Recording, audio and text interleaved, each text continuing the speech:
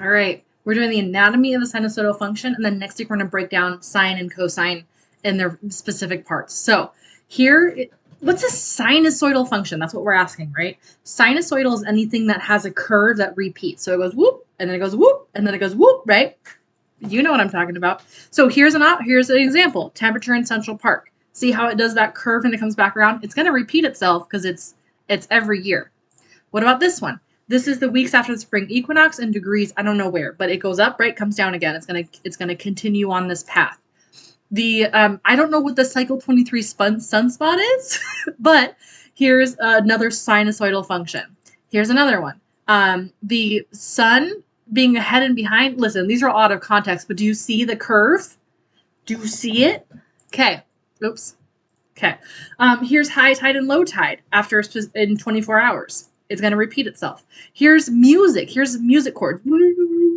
There's a really great video of a guy playing guitar with a dog in the background, and it's like the camera's inside, and you can see the dog through it, and you can see these sine waves. It's beautiful. Let me see if I can link it. Okay, here's the moon cycle. Sinusoidal. This kind of becomes a figure 8, like an infinity, but it's still a sinusoidal function. It's where the moon is in the sky over time. So, all of that said, very quickly, because I'm excited. Let's break down the anatomy and all the words. There's a bunch of words about how tall something is, when it repeats, all that kind of stuff. That's what we're going to talk about today. So we're going to use this as our example. So here's our high tide, low tide example. Let's talk about amplitude, period, midline, etc. based on this. So I'm gonna sketch it over here. Okay, so I drew it. I also made up some numbers because it doesn't say on this what the tidal height is, so I just added meters. We're just going to pretend like it's 1, 2, etc. But this is my sinusoidal function. Now, this is after a day. Tomorrow it's going to repeat itself. This is going to be the exact same graph, right? Like if I kept going, it'd be the same.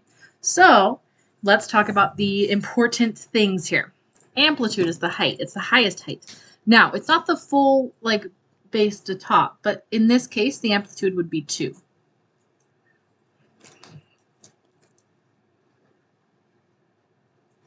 The midline is literally just the line in the middle of the graph. Here, my midline is just the x-axis, or when y equals 0. That's the middle of the graph. It's where the highest height and the lowest low are equal. And then a period is the time for one complete cycle. Now, a cycle is when it repeats. So I'm just going to highlight the things that are unusual, which in this specific case is actually the full thing. So in this case, our period is 24 hours. Yeah, it sounds like I'm being feminine, but it's fine. So for 24 hours, this has the same thing. And then in the next 24 hours, that's going to copy paste and be the exact same. Let me show you. So in 24 hours, it's just going to be the exact same thing again. It's not perfect, but you get the idea, right? It's just going to keep repeating itself. So that's one of these graphs is one period. 2 of them is 2 periods. A period is how long it takes for the cycle to be over. That's 24 hours in this case. Let's do the parent functions of sine and cosine. But here's where our notes from the unit circle come in handy. So let's just make sure we have those.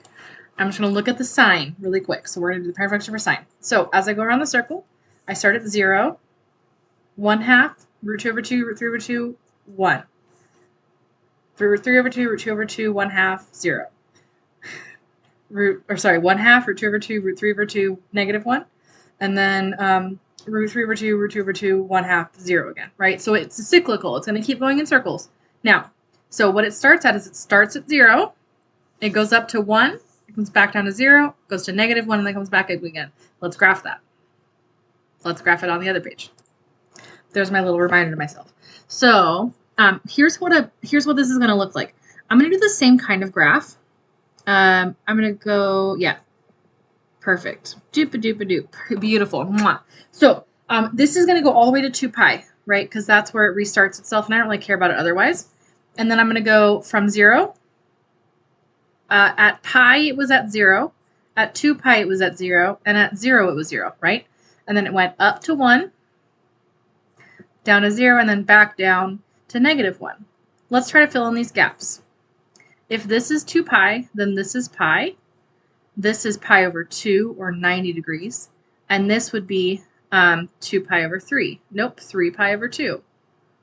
Perfect. I'm going to draw that graph. Nice and curvy like I've been showing you the whole time, right? It curves. It goes whoop and it comes back down again. It goes whoop and then it goes back up again.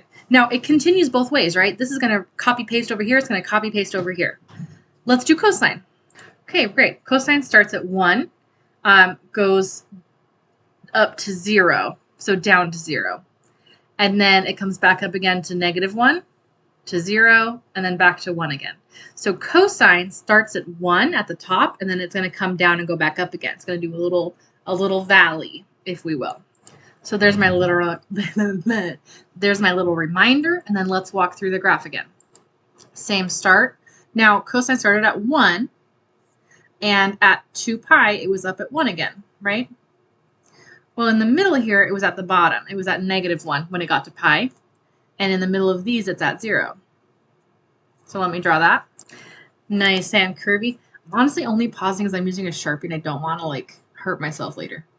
So that would be pi again. This is 3 pi over 2, and this is pi over 2. Because this is halfway here. Halfway is here, right? I'm just dividing everything by 2. Okay, now let's talk about what the equations look like and where these numbers come from and where they go. Okay, so the basic amplitude is 1 for both of these, right? That's the basic highest height from the midline. That number goes in front. That's our A value. It's our stretch factor. Now, lucky for you, A is amplitude, right? It actually means something that makes sense this time, which is crazy because it's our very last unit of Algebra 2 and it finally actually means something. What? Okay, now here's the sucky part. I don't know. So there's always there's going to be some sort of B here. That's our that's our horizontal compression and stretch. But B isn't just the period, even though it should be. So B is actually going to be the period, 2 pi divided by the, hold on, I'll show you, like this. Also, the period length is 2 pi divided by B, so I can switch these two. I can switch them around. Let me show you where the period is in both of these. So for this, I just want it until it repeats itself. So I usually start here, and then it comes down and goes back up again. Beautiful. This one is actually like mountain to mountain. So that length is 2 pi. That's my period. That's why B is 2 pi divided by the period length, because in the standard parent function, it's going to be 1. So because our standard parent function period length is 2 pi, then 2 pi divided by 2 pi is 1. And that's what we kind of want it to be, is just basic. This is the parent function, okay? Cool. And then the midline is our plus, of course it's not C. It's our plus K. I'm checking my notes from last year's. I keep forgetting what letter we use for everything. And the freaking, let me show you. So here's my midline. That's our K value. If it went up at all, K would be +1 or whatever. That would be an increase of 1 on my y-axis. So that's my period, or that's the midline. All right. So let's use this in practice. I know I already did the line all the way down the page, but we'll just do this and do an example. Okay, so I want to find the equation. Let me write it. You don't need to hear me talk. Okay, find the equation for a sine function with an amplitude of 5 and a period of 8. By the way, these are both sinusoidal. I know. Why isn't it cosinusoidal? I don't know. But they're both sinusoidal functions because they have this, they do the same thing that all sinusoidal functions do. Okay, so our amplitude's 5, so our pink number is 5, so we're going to do y equals 5 times sine, but it's not 8x. It's not. I wish it was, but we're going to do 2 pi divided by 8 to find it. So 2 pi divided by 8, 2 pi over 8 is going to be equal to b. That's a pi over 4. So it's going to be pi over 4x. Or theta sometimes, not frequently, but theta can happen here too. All right. Gosh, I hope that made sense. If it didn't, email me. I'm here. Come to my office hours. I'm here. And I'll see you next time.